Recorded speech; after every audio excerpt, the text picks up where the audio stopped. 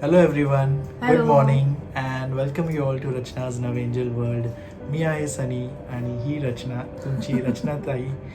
आणि येस, आजचा ब्लॉग जे तुम्ही खूप दिवसांपासून आतुरतेने वाट बघत होतात, म्हणजे जे एकदम जे ट्रेमेंडस रिस्पॉन्स मिळाला आहे regarding question and answer series. So yes, काय बोलशील रचना? काय नाही, खूप छान वाटतंय कारण मी असं विचार केलेला की जर तुम्ही प्रश्न विचाराल आणि आम्ही त्याचं उत्तर देऊ तर आपण जास्त कनेक्ट होऊ. कारण ऑफकोर्स मी कमेंट्स रीड करते आणि त्याला इवन रिप्लायसुद्धा देते, पण तिथे फक्त त्या एका पर्टिक्युलर काय म्हणतो क्राऊडपर्यंतच ते कमेंट पोचतं आणि त्याचा रिप्लाय पोचतो. कारण सगळेच कमेंट्स वाचतात असं नाही आहे. सो हे एक छान एक्सरसाइज झाली, मला असं पर्सनली फील होत आहे. आणि ह्याच्या आधी पण आम्ही छोटेसे क्वेश्चन्स शेअर केलेत, आय मीन आन्सर केलेत, पण आय गेस ते खूप आधी एकदम खूप 4-5 जेव्हा months स्टार्ट झालेलं Yeah, माझं 4-5 months ब्लॉगिंग आधी. तेव्हा. So yes, let Let's start. आणि येस, थँक्यू सो मच. खूप खूप छान रिस्पॉन्स आला. खूप लोकांनी आम्हाला प्रश्न केलेत, किती मोठे मोठे प्रश्न सुद्धा Yes. केलेले आहेत. मी तर वाचले नाही खूप सारे क्वेश्चन्स questions एकदम. आले. आय थिंक सो रचनाने रॅन्डम क्वेश्चन्स. नाही, मी प्रत्येकाचा कमेंट वाचलेला आहे आणि प्रत्येकाचं काय म्हणतो क्वेश्चन मी घेतलं Go through. आहे, ज्याचं मला वाटलं की मी तिथे त्याचं उत्तर देऊ शकते. कारण खूप लोकांचे रिपिटेटिव्ह होते, खूप लोक ते सेम क्वेश्चन विचारत होते. सो इन केस जर मी इथे कोणाचं नाव शाउट आउट नाही केलं, so please don't feel bad. Yes. कारण त्याच क्वेश्चनला घेऊन खूप लोकांनी सेम क्वेश्चन्स विचारले आहेत. सो मला जो पहिला क्वेश्चन दिसला मी तोच क्वेश्चन घेतला आहे. आणि जसं मला पॉसिबल होतं मी तिथल्या तिथे इवन खूप लोकांना कमेंट सुद्धा केलंय. कारण मी काय नाही. So let start with questions. Yes, मला तर काहीच आयडिया नाही क्वेश्चन्सचं. सो लेट्स सो फर्स्ट आहे समीक्षा नाईक म्हणून. त्यांनी विचारलंय की प्रेग्नेन्सीमध्ये तुमचं हेअरफॉल झालं होतं का? तुझी प्रेग्नेन्सी रुटीन कसं होतं ते शेअर कर. सो येस, प्रेग्नेन्सीमध्ये ऑफकोर्स हेअरफॉल झालेला. रेदर प्रेग्नेन्सी नंतर सुद्धा हेअरफॉल होतो कारण खूप आपल्या बॉडीमध्ये खूप हार्मोनल चेंजेस होतात. प्रेग्नेन्सी नंतर सुद्धा 9 monthपर्यंत तुमचा हेअरफॉल कंटिन्यू राहतो. इट्स अप टू यू, तुम्ही काय खातायत, तुम्ही कसं खातायत, तुमचं डाएट कसं आहे त्याच्यावर सगळं काही आहे. काही वेगळं मेडिसिन्स वगैरे घेऊ नका, सगळं काही तुमच्या हातात आहे. तुम्ही जे पौष्टिक खाल तसंच तुमचे केस थांबणं स्टॉप होतील. आणि एवढं टेन्शन घेऊ नका. हार्मोनल चेंजेस तूच बोल होतं की नाही, hormonal changes due to hormonal changes. आणि येस, नंतर आपली न्यूट्रिशन आणि ह्याच्यामुळे तुम्ही प्रॉपर केसांची जी नॉर्मल रुटीन केअर असते ती तेवढी फक्त केली तरी आय गेस भरपूर काय. आणि प्रेग्नेन्सी रुटीन म्हणाल तर जसं तुम्ही मला आत्ता बघताय त्याच्यापेक्षा मला असं वाटतं 100% जास्त मी तेव्हा ऍक्टिव्ह होती. खूप ऍक्टिव्ह होती मी. सगळं काही केलेलं आहे, राईट फ्रॉम भाजी आणण्यापासून सगळं काही केलंय. त्यात काही असं वेगळं नाही, फक्त काळजी खूप घेतली. कारण ऑफकोर्स भीती वाटते, एक जीव असतो आपल्यामध्ये म्हणून काळजी घ्यावीच लागते. सो रुटीन वॉज सेम, जसं तुम्ही मला आत्ता बघताय तसाच माझा रुटीन होता. तेवढंच मी फिरत होती, तेवढीच मस्ती करत होती, तेवढीच मजा करत होती.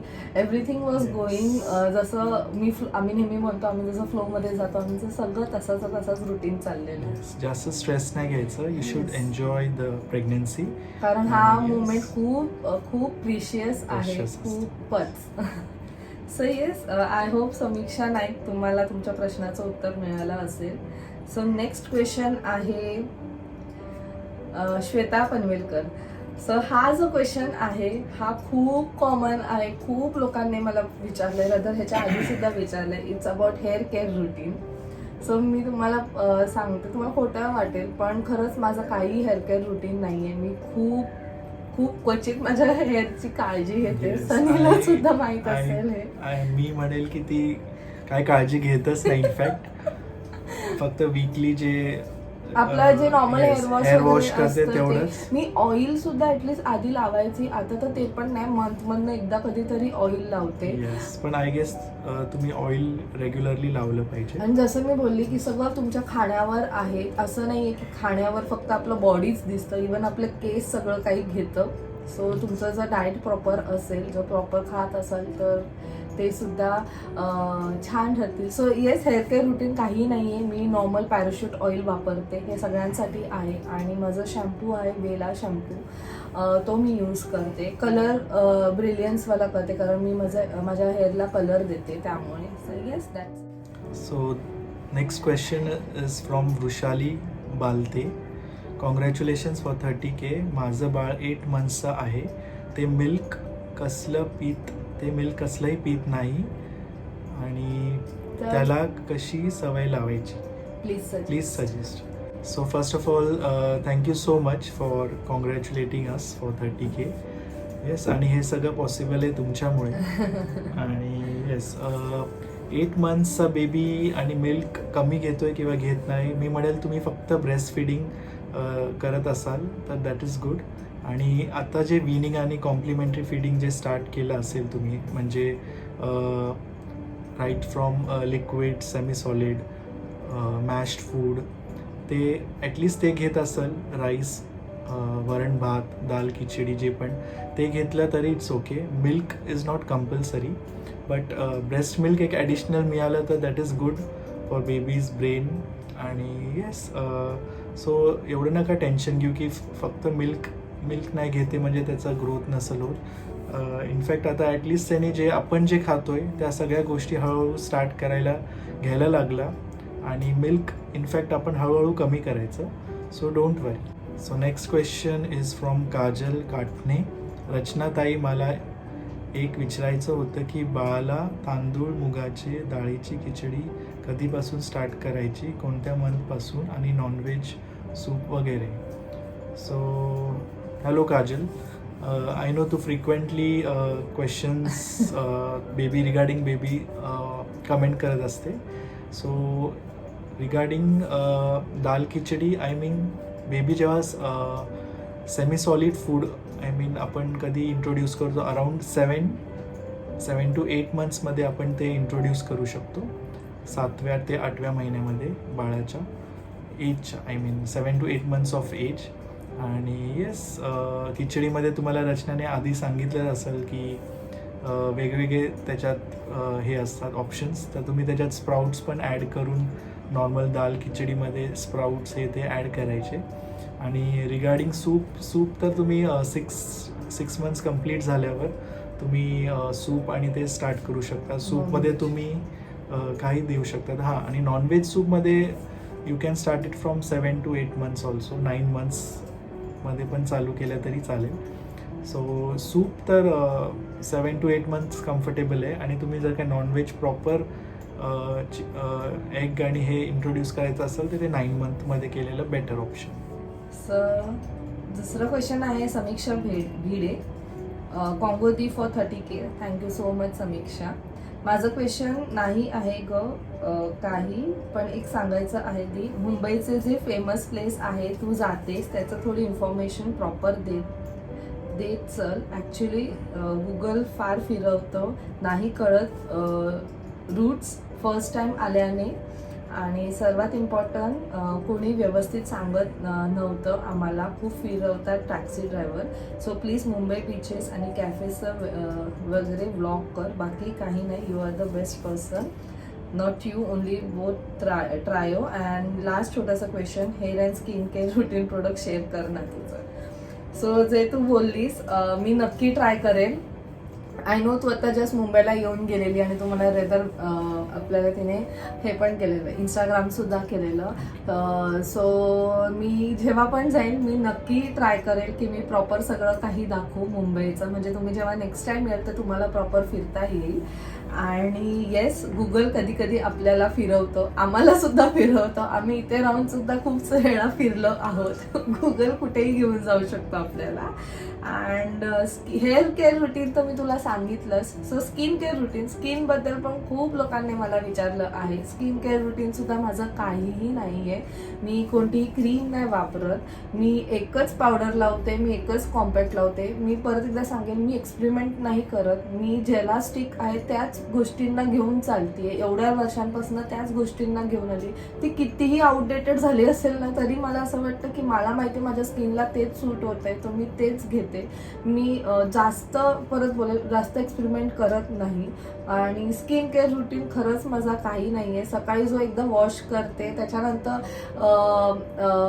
2-3 तासाने फक्त वॉश करत राहा, दुसरं काही मी लावत नाही. आणि पावडर पण तुम्हाला माहिती आहे, कॉम्पॅक्ट जो मी दाखवलेला मेबेलिनचा, मी तोच वापरते. Yes, that's it. रचना एकदम लो मेंटेनन्स आहे आणि खूपच बजेट फ्रेंडली आहे माझ्यासाठी.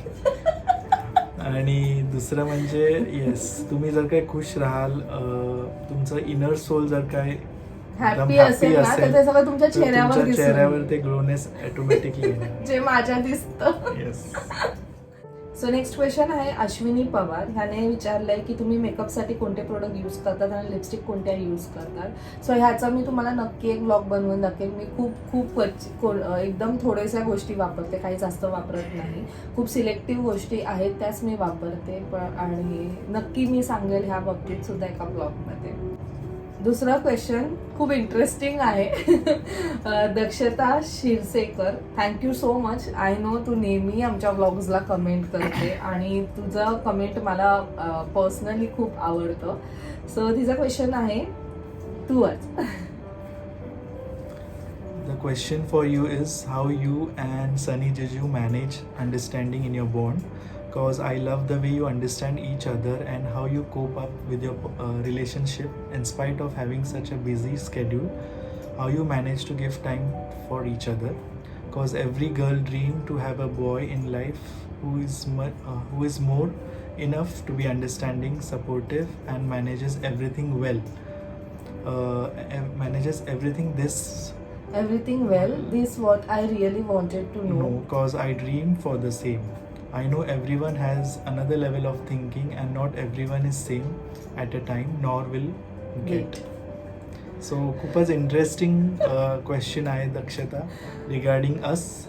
आय मीन मी कधी एक्सपेक्ट नव्हतं केली की असे क्वेश्चन्स पण येतील. काय बोलशील तू रचना? पहिलं तू स्टार्ट कर. चल मीच बोलतो. सो आमच्या दोघांमधलं सगळ्यात बेस्ट पार्ट आहे की आमचे जे फिलॉसॉफीज आहेत लाईफमधले, जे प्रिन्सिपल्स जे आपण म्हणतो, क्लिअर आहेत आणि खूपच सिम्पल आहेत. जास्त लाईफ कॉम्प्लिकेट नाही करायची. Live in the present. एकमेकांना टाईम द्या, एकमेकांना स्पेस पण द्या आणि सगळ्यात इम्पॉर्टंट म्हणजे अंडरस्टँडिंग. तुम्ही एकमेकांना समजून घेतलं तर आय थिंक सो तुम्हाला काही जास्त करायची गरजच नाही आहे. मोर इम्पॉर्टंट की तुम्ही एकमेकांना स्पेस द्या. म्हणजे काय करण्याची इच्छा आहे, जे पण स्वप्न आहेत ते सगळं काही करायला प्रत्येकाला एक स्पेस पाहिजे असते.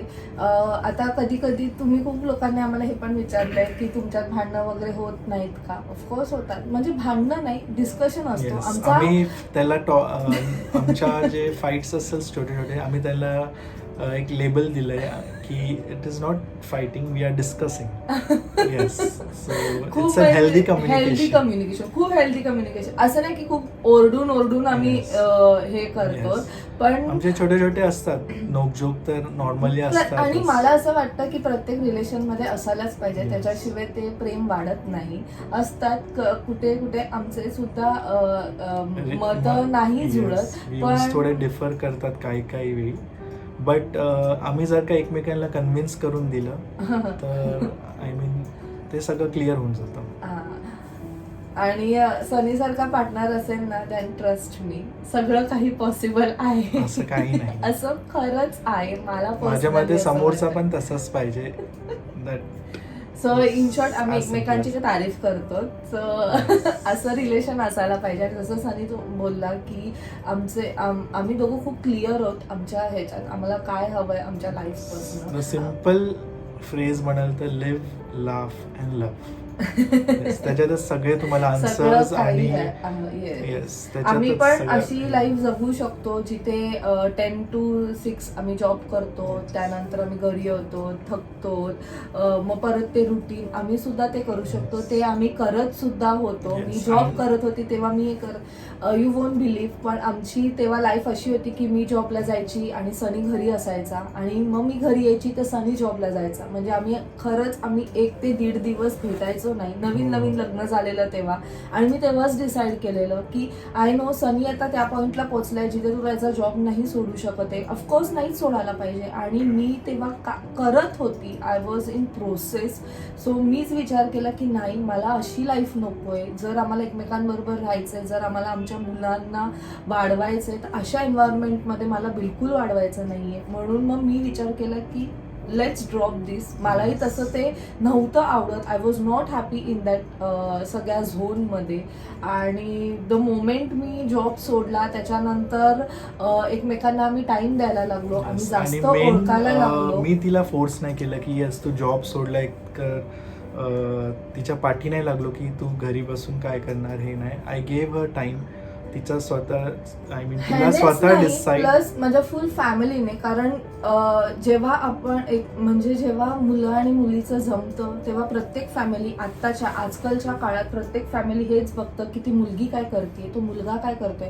आजकाल बघतातच की मुलगा किती शिकलाय, पण मुलगी पण किती शिकली आहे आणि ती पुढे जाऊन जॉब करणार आहे की नाही, ती काय करणार आहे हे सुद्धा बघतात. सो जेव्हा आमचं जमलेलं सगळ्यांना माहित होतं की मी CA करतेय, आणि त्याच्यानंतर मी आय गेस 1 year नंतरच मी सोडून दिलं. पण मला कधीच घरातनं असं फोर्स केलं नाहीये. आईंनी सुद्धा मला केलं नाहीये की तू लग्नाच्या आधी आम्हाला असं बोलेल की तू CA करणार आहे आणि तू आता करत नाही, असं फोर्स कधीच नाही. त्यांचं फक्त असं म्हणणं होतं की कोणीही घरात नाही बसायला पाहिजे, प्रत्येकाला एक स्वतःची आयडेंटिटी असायला पाहिजे. आणि आज आय गेस मी ते गेन केलेलं आहे, कारण तुम्ही एवढे सगळे लोक मला ओळखतायत.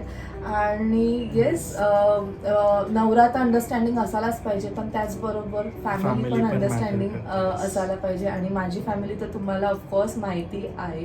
सो बोलायला गेलो तर खूप सारं आहे आमच्याकडे, but in short he life आम्ही चूज केली आहे. आम्ही चूज केली आहे. Yes. खूप लोक आम्हाला बोलतात की तुमच्या प्रायोरिटीज वेगळ्या आहेत, तुमच्या प्रायोरिटीज आहेत फिरणं, खाणं, शॉपिंग करणं, पण आम्हाला माहिती आमच्या आमचे प्रायोरिटीज ते आम्ही सेट केले. आम्हाला कधी कोणी फोर्स नाही केलंय. आम्ही एकमेकांबरोबर आहोत, आणि त्यामुळे कधीच आईंनी सुद्धा आम्हाला प्रेशराईज नाही केलं की तुम्ही हे नाही करायला पाहिजे, ते नाही करायला. ते बघतात आम्ही दोघं सुखी आहोत, आम्ही दोघं खुश आहोत, त्याच्यातच इम्पॉर्टंट आहे. आईला तेच जास्त मॅटर करतं, बाकी दुसऱ्या गोष्टी मॅटर नाही करत. कारण ऑफकोर्स त्यांचा मुलगा, त्यांची सून, किंवा माझी आईकडे बघा, त्यांची मुलगी, त्यांचा जावई सुखी आहेत, ते त्यांच्या लाईफमध्ये जे बेसिक आहे तेवढं करू शकतायत, तर का नाही. सो आम्हाला कधीच कोणत्या गोष्टीसाठी थांबवलं गेलं नाहीये, आणि आम्ही वाटत नाही की आम्ही काही चुकीचं करतो. सो परत एकदा ही लाईफ आम्ही चूज केली आहे. And life is all about living each day, each moment, and celebrating each and every occasion. So thank you so much Dakshata ह्या क्वेश्चनसाठी. This was my one of the favourite question. Mitali Somade, I don't know. Hi ताई, good morning. तुम्ही नायसाला boil water देतात का normal? So the ideal जे आहे मी सांगतो की नॉर्मली जे पाणी येतं त्याला आपण बॉईल केलं पाहिजे. बॉईल करून ते नॉर्मल टेम्परेचर आणून बेबीला दिलं पाहिजे. नायसाच्या केसमध्ये आम्ही तिला आधीपासून बॉईल केलेलं, स्टार्टिंगला बॉईल केलेलंच पाणी द्यायचो 7 to 8 मंथ्समध्ये. आणि नंतर मग माझ्या मते असं होतं की तिला थोडंसं तरी एक्सप्लोर व्हायला पाहिजे, थोडीशी इम्युनिटी वाढली पाहिजे तिची. कारण जे आपण ॲक्वागार्ड आणि जे फिल्टर थ्रू पाणी करतो त्याच्यात पण थोडेफार इन्फेक्शियस एजंट्स असतातच. सो बट ॲटलिस्ट ते सेफ आहे मला वाटतं. म्हणून मग मी नायसाला रचनाला सांगितलं इट्स ओके, तुम्ही बॉईल वॉटर नाही केलं, यूज नाही केलं, तर ॲटलिस्ट ॲक्वागार्डचं किंवा फिल्टरचं पाणी दिलं तरी भरपूर आहे. But the ideal answer is that you have to boil and give Yes. Water. प्रत्येक जसं बोलास आणि प्रत्येक बेबीचं वेगवेगळं आहे. आता नायसाला ते सूट झालं, नायसाला काही प्रॉब्लेम नाही झाला, आम्ही अचानक तिला तो पाणी स्टार्ट केला. पण तुम्ही देण्याच्या आधी पहिले तुम्ही ट्राय करा तुमच्या बेबीला ते पचतंय की नाही, काही त्रास होतोय की नाही, आणि मग त्याच्यानंतरच ते कंटिन्यू करा. आणि कुठेही ट्रॅव्हलिंग मध्ये जाल, मेक शुअर तुम्ही तुमच्या बाळाचं पाणी ट्रॅव्हल Carry. म्हणजे कॅरी करताय. येस. आणि आम्ही जेव्हा बाहेर जातो तेव्हा नायसाला आम्ही बिस्लेरी आणि येस हेच पाणी वापरतो. सो नेक्स्ट क्वेश्चन आहे Tejaswini Pawar. I want to know about your sofa cover. Is this customized and price? Yes, customize आहे. तुम्ही आमचा सोफा बघितलाच असेल, पूर्ण व्हाईट आहे आणि पूर्ण वेळ आम्ही तो ओपन नाही ठेवू शकत, कारण धूळ बसल्याने खराब सुद्धा होऊ शकतं. बट नॉट नेसेसरी तुम्ही सोफा कवर घातलाय तर तो खराब नाही होत. सोफाचा सोफा कवरचा जो कलर असतो तो सुद्धा तुमच्या सोफ्यावर उतरतोच. सो मेक शुअर जर तुम्ही सोफा कवर लावत असाल तर त्याला टाइम टू टाइम काढत जा आणि Yes, थोडं आणि त्याला clean, ओपन पण करत जा open आणि करून क्लीन clean करा. सो येस, कस्टमाइज केला गेला आहे. तुम्ही आता बघितलं असेल खूप लोकांच्या घरी जो सोफा असतो त्याचा आपण प्रॉपर ते असं मॅट वाला सिस्टम असतं, तसं ते आपण कव्हर घालतो आणि कोणी एकदाही बसलं तरी तो कव्हर निघतो, 10 वेळा पडतो. सो आम्हाला असं नव्हता पाहिजे. तर आईंच्या डोक्यात ऑलरेडी होतं की आपण असं काहीतरी कव्हर पाहिजे ज्याने पूर्ण सोफा कव्हर केला जाईल आणि एक पण जागा अशी कुठे ओपन व्हायला नाही पाहिजे. सो येस, तो आम्ही कस्टमाइज करून घेतला आहे, लोकल शॉपमधनं केलंय. तुम्ही सुद्धा तुमच्या सोफा आजूबाजूला जो कोणता लोकल शॉप असेल त्याला फक्त एक सोफा तुमचा दाखवला तर तो सुद्धा तुमच्यासाठी करून घेईल. आणि कॉस्टचं बोलायला तर एवढं काही एक्झॅक्ट मला लक्षात नाहीये, पण I guess 10K plus 10 to 15. असणार 10 आहे, to कारण 15K खूप असेल आधी आम्ही cost. केलंय. कारण आता आमच्या घराला झालंय 5 इयर्स, आय गेस सेकंड इयरलाच आम्ही ते केलं असेल म्हणून. So Prakash Meshram I guess या लेडी आहेत. तो त्यांनी विचारलंय की म्हणजे त्यांनी त्यांच्या हस्बंडच्या आयडीवरनं विचारताय, रचनादी तू प्लीज तुझे नेल्स दाखव, कारण आफ्टर दुबई तू ते काढले आहेस, मला खूप आवडले आहेत, कसे लावते आणि कसं रिमूव्ह करते प्लीज सांग. सो जे नेल्स मी लावलेले ते मी प्रॉपर नेल आर्ट करून घेतलेलं फाल्गुनीच्या लग्नाच्या वेळेस. मी तुम्हाला ऑफकोर्स दाखवलेलं ते लग्नाच्या आधीचे जे ब्लॉग्स होते त्याच्यात. सो मला खूप लोकांनी त्याच्याबद्दल सुद्धा विचारलंय की ते नेल्स किती डेज पर्यंत राहू शकतात. सो मी परत सांगेल, इट्स अप टू यू, तुम्ही कसं त्याला मेंटेन करताय. आता मी ऑलमोस्ट 1.5 month पर्यंत त्याला मस्त यूज करून घेतलं, फुल पैसे वसूल केले. रेदर ते अजून राहिले सुद्धा असते, पण आता ते वाढत चाललेले, त्याच्यामुळे मग मला ते काढायला लागले. त्रास वगैरे काही नव्हता होत मला, पण जसं मी बोलले ते खूप वाढत चाललेले. आणि काढण्याच्या वेळेस मला तरी असंच काही पेन नाही झालाय, पण तुम्ही जिथून लावून घेतले आहे तिथेच जाऊन तुम्ही इवन ते काढू शकतात. पण येस, ते पेड आहे, इवन काढण्याचे ते पैसे घेतात.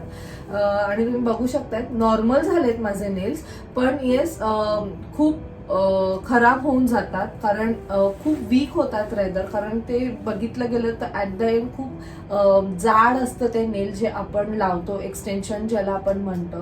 सो जे खूपच गरज असेल ना तरच हे करा, नाही तर मी तर तुम्हाला बोलेल की अवॉइड करा, कारण खरंच पेनफुल आहे. त्याच्यानंतर काढल्यानंतर थोडंसं दुसऱ्या दिवशी मला पेन व्हायला लागलेलं, कारण खूप नाजूक झालेले.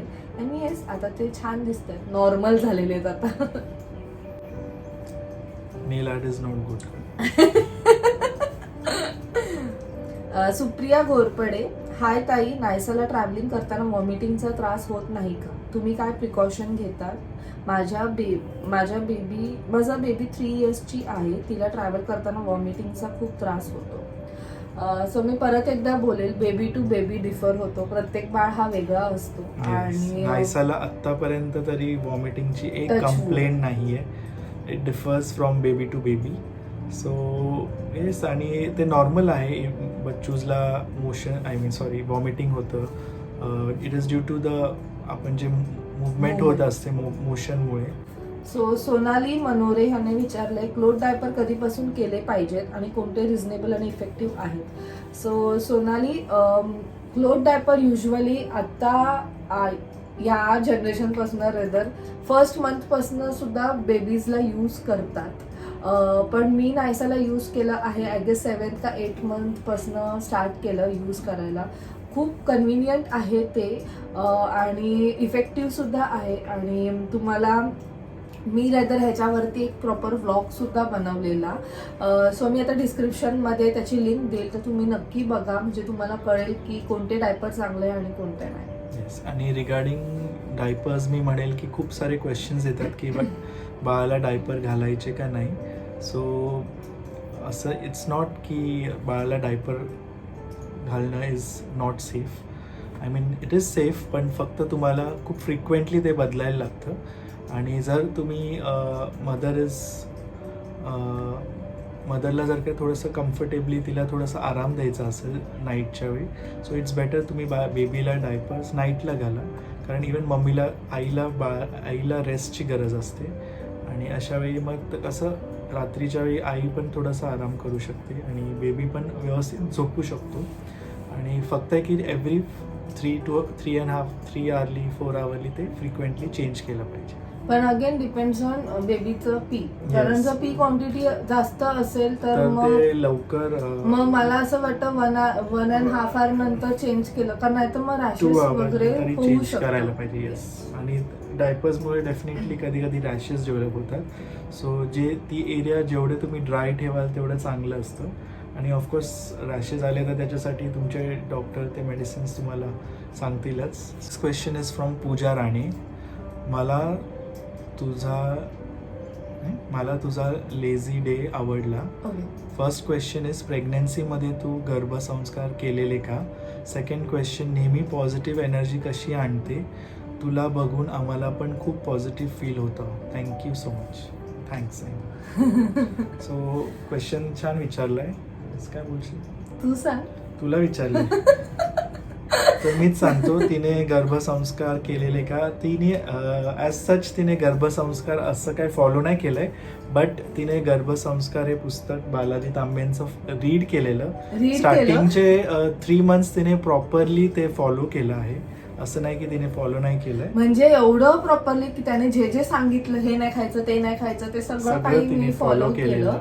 आणि जसं तुम्ही म्हणतात गर्भसंस्कार म्हणजे हे एक्झॅक्टली मला कळलं तुमचं काय म्हणणं आहे. पण ते मी नाही केलंय, कारण आम्ही 1-2 सेशन्सला सुद्धा जाणार होतो बालाजी तांब्यांचं. पण जसं तुम्हाला माहिती आहे सनीचं स्केड्यूल एवढं त्यावेळेस खूपच बिझी होता 2 इयर्स आधी. सो आम्हाला कधीच टाइम नाही मिळाला. आणि त्यांचं नेहमी असायचं संडेजला, आणि संडे तर आम्हाला कधीच नाही मिळालं. सो मग मी घरातच करायला लागली. गर्भसंस्कार जर ज्यांना माहिती नसेल, म्हणजे मला जेवढं माहिती आहे, आपण आपल्या बेबीशी जेवढं कनेक्ट होऊ ना तेवढं इट्स गुड. मी जेव्हा मला नायसा फील व्हायला लागली माझ्या पोटात, मी एकदम शांततेत असं झोपून राहायची, काहीतरी सुदिंग म्युझिक वगैरे लावायची. And I use to feel her. आतमध्ये फक्त तिला फील करायची की तिचं काय चालू आहे, तिचं मुवमेंट्स कसं चालू आहे. मी ट्राय करायची की मी तिच्याशी बोलू. मी बोलत राहायची सतत. सनी नसायचा, मग तीच एक होती मग तिच्याशी मी बोलत राहायची. आणि असं मध्ये मध्ये वाटायचं की ती रिस्पॉन्स सुद्धा करतेय आतमधनं. सो म्हणूनच ती एवढी मस्ती करू. आणि रचनाचं ऑब्झर्वेशन आहे की जेवढे लोक गर्भसंस्कार फॉलो करतात ना त्यांचे बेबी तेवढे नॉटी असतात. असं मला वाटतं. रचनाचं ऑब्झर्वेशन खूप नाही, सुपर ऍक्टिव्ह, सुपर एकदम एनर्जेटिक होऊन जातात. जास्तच एनर्जेटिक आणि ओव्हर होतात असं मला वाटतं. त्यांच्यावर जरा जास्तच परिणाम संस्कार होतात. But it's good. एकदा तरी तुम्ही तो सेशन केलात तर इट्स गुड. आणि पॉझिटिव्ह बद्दल तुम्ही विचारताय, तिथं मी नेहमीच असते. तुम्ही आम्हाला दोघांना बघितलंय. खुश राहा, जास्त टेन्शन नका घेऊ. ऑफकोर्स आम्हाला सुद्धा टेन्शन असतात, आम्ही ते दाखवत नाही. फक्त एवढंच की मेन म्हणजे ना आम्ही त्या गोष्टीला ना स्ट्रेच नाही करत बसत की अरे ही गोष्ट आहे ना, तर ना आम्ही त्याच्यावरच नुसतं असं अरे हे काय झालं, अरे हे काय झालं, आम्ही हे नाही विचार करत. जाऊन दे, जेव्हा होईल ना तेव्हा विचार करत. आणि झालंय तर ते झालंय, त्याला ऍक्सेप्ट करून घ्या, एवढंच आमचं म्हणणं आहे. आणि खुश राहा. राहुल महाजन हे म्हणतायत की I don't know, I guess lady असेल. रचना दी, तू काय डाएट फॉलो करतेस का? कोणत्या अँगलने तुम्हाला असं वाटतं की मी डाएट करते? रचना अजिबात काही डाएट फॉलो करत नाही. मी ही नुसती चॉकलेट्स खात असते. मी चॉकलेट खाते, मॅगी खाते, तिच्यामुळे oily food नायसा खाते. नायसा पण बिघडली आहे. नुसती चॉकलेट्स खाते. नाही पण मी आता कंट्रोलवर आणलंय तिला. पण तुम्हाला असं वाटत असेल की मी डाएट वगैरे करते. मी माझ्या आयुष्यात कधी डाएट केलेलं नाही आणि मला ते करायला सुद्धा आवडत नाही. एकच आयुष्य मिळालंय आणि त्याच्यात सुद्धा डाएटिंग वगैरे करत बसलो तर कसं काय होईल? फिट राहायला पाहिजे, ते मान्य आहे मला. पण डाएट म्हणजे की तुम्ही भात सोडा, आज तुम्हाला भात नाही खायचंय, आज तुम्हाला एक टाइमचं जेवण नाही जेवायचंय, हे आपल्याला होत नाही. मस्त खा, मस्त राहा, खुश राहा, एवढं विचार नका करू. जे पण खाल ते लिमिटमध्ये खा. एवढं जर स्ट्रेस घेतलं ना तर मजा कशी येणार लाईफची? मी सजेस्ट करेल की येस, डाएटमध्ये म्हणजे सगळं खायचं, हेल्दी खायचं, थोडंसं बाहेर गेल्यावर थोडंसं लाईट खायचं, जास्त पण हेवी नाही खायचं. आणि yes, तिखट तेलकट ऑइली गोष्ट अवॉइड करा, जे आम्ही खूप ट्राय करतो पण आमच्याकडून होत नाही. आम्ही असं नाही की खूप एक्सेस खातो, पण आम्हाला Yes. लागतं. आणि आमचा तो संडे जातोच, मिसळ लागणार, कधी वडापाव पण नाही. म्हणजे लॉकडाऊन मध्ये तर आम्ही एवढं पावाचे प्रकार खाल्ले असतील ना, पण आय डोंट नो, माझं लॉकडाऊन मध्येच कमी झालं वजन, गॉड नोस कसं. एनिवेज, घरातली कामं मस्त राहा, जास्त विचार नका करू. आणि राहुल महाजन, मी काही डाएट फॉलो करत नाही. मी खूप छान छान गोष्टी खाते. मला ना मोर ऑफ सलाड आवडतो. मी खूप भाज्या खाते, म्हणजे ते कच्च्या बिच्च्या मला प्रचंड आवडतं. आम्ही इव्हन कुठे पिकनिकला वगैरे गेलो, म्हणजे असं टूर वगैरे गेलो ना, तर आय प्रिफर दॅट ओनली. जर जेवण नसेल ना तर मला चालेल, पण ते जास्त मला आवडतं. आणि हा, डाएट म्हणजे तिचं खाणंच ऍक्च्युली खूप कमी आहे. तुम्ही आमचं दोघांची प्लेट बघितली असेल.